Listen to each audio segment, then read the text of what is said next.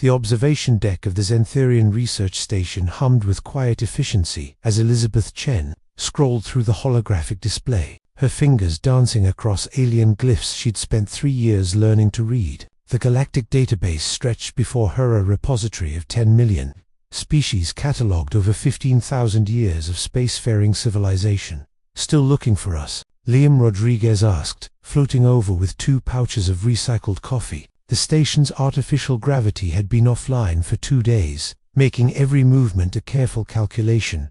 Elizabeth caught the pouch without looking away from the screen. "We have to be in here somewhere. Every sapient species that's made contact is listed. Maybe we're under Deathworlders, or the crazy ones who actually eat other animals," Liam suggested with a grin. She finally found the entry. Homo sapiens classification. Persistence, omnivore. Tier 4, intelligence, non-predatory species, non-predatory. Elizabeth's laugh was sharp enough to make Liam drift closer. That's actually insane." The database was meticulous. It listed 10,000 predator species, ranked by hunting capability, neural complexity, and what the Xantharians called kill efficiency.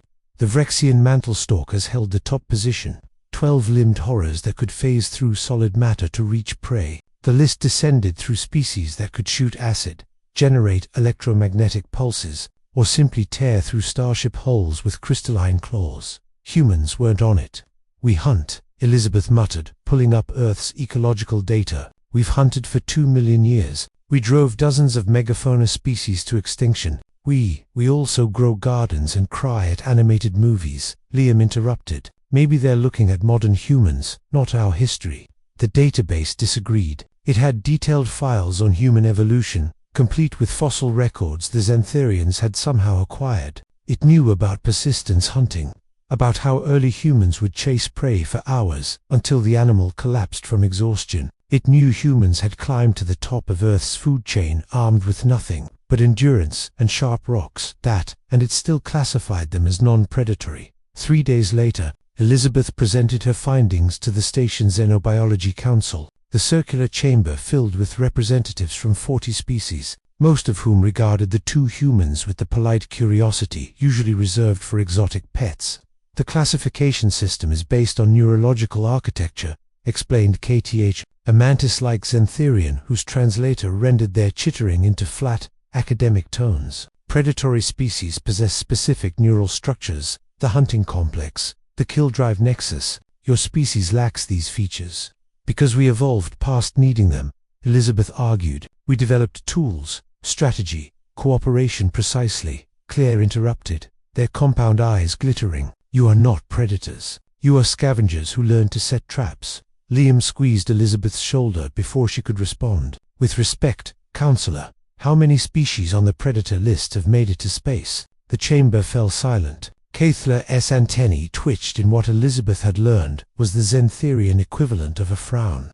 47, they admitted finally, out of 10,000, Liam continued. "And how many of those 47 have ever engaged in warfare?" "Warfare is not hunting." "How many?" Another pause. 3. "Warfare requires abstract thinking incompatible with pure predatory instinct." Elizabeth pulled up a new displayed human history, compressed into a brutal timeline of conflicts. "We've been at war with ourselves for our entire recorded history. We invented weapons that could sterilize our own planet. We dropped atomic bombs on our own cities. We created drones that could kill from continents away. And we did it all while writing poetry and composing symphonies." The council shifted uncomfortably. Several species who'd been reclining in their specialized seats sat up straighter. "Your database is wrong," Elizabeth said quietly. "Not because we have the wrong neural structures, but because your definition of predator is too narrow. You're looking for killing instinct, but humans evolved something far more dangerous. We evolved the ability to choose to kill, to plan it, justify it, industrialize it, and then to feel guilty about it afterward and write philosophical treatises on whether we should have done it at all." KTHL's translator remained silent for a long moment. When they finally spoke, their tone had shifted. "You are suggesting that conscious predation is more dangerous than instinctive hunting."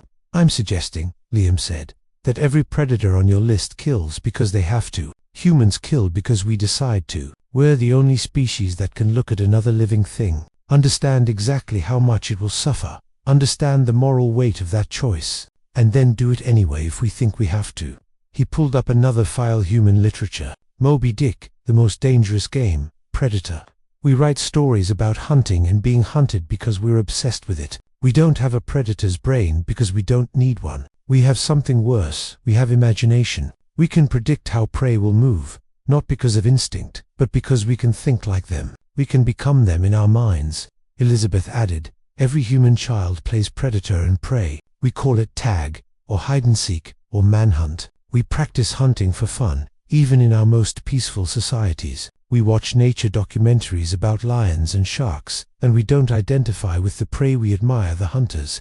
The council members were no longer looking at the humans with curiosity. Several had activated personal shields. Others had shifted their seats subtly farther from the two Tyrons. Your classification system measures the wrong thing, Elizabeth concluded. It measures biological imperative. But humans don't need biology to tell us how to hunt. We figured it out ourselves, and then we figured out how to do it better than any natural predator ever could.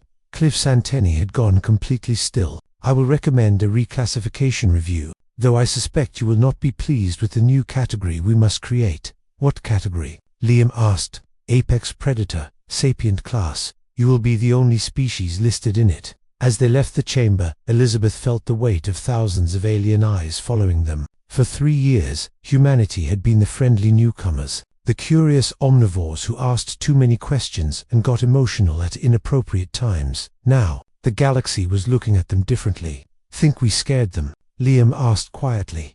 Elizabeth thought about persistence hunting, about early humans jogging after prey for hours until the animal's heart gave out, about trench warfare and drone strikes and nuclear submarines, about how humans had looked at the concept of mutually assured destruction and decided it was an acceptable deterrent. Yeah, she said, I think we did. The database would be updated within the month, and when the galaxy species looked at the list of predators to avoid, they would see a new name at the very top, not because humans were the strongest, or the fastest, or had the sharpest claws, but because they were the only species that had turned predation into a choice, and then chosen it anyway. The end.